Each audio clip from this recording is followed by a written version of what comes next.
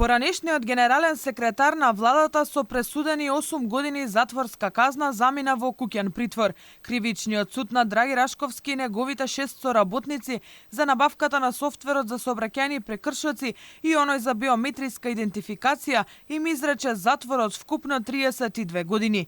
Рашковски ги фаворизирал фирмите на Игор Христов и Даниел Станчев при спроведувањето на јавните набавки во име на генералниот секретаријат во владата, а во софтверскиот дел помош добивал од професорот Ивица Димитровски од Финки.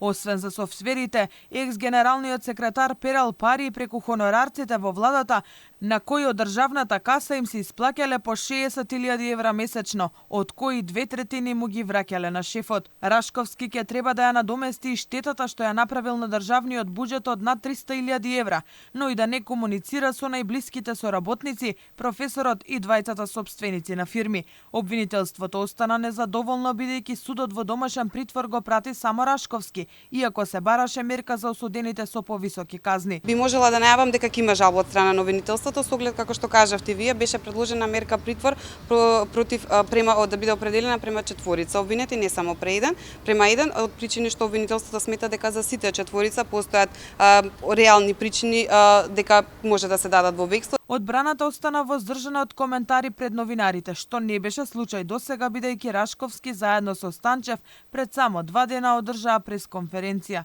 Во судница Рашковски го обвини судечкиот совет дека работеле по нарачка на обвинителката Трајчева. Целокупниот материјал како обвинителката со овој суд се договара како да бидеме осудени, како се договара да бидат изнесувани доказите, како обвинителката и вие како судија ја нарекувате правобранителката проста жена, ќе бидат и се останато почнувајќи од 2005 година наваму, ќе бидат дадени на јавноста. За да немаат отежителни околности во однос на изрекувањето притвор, Станчев ја запроси Ивановска во судницата.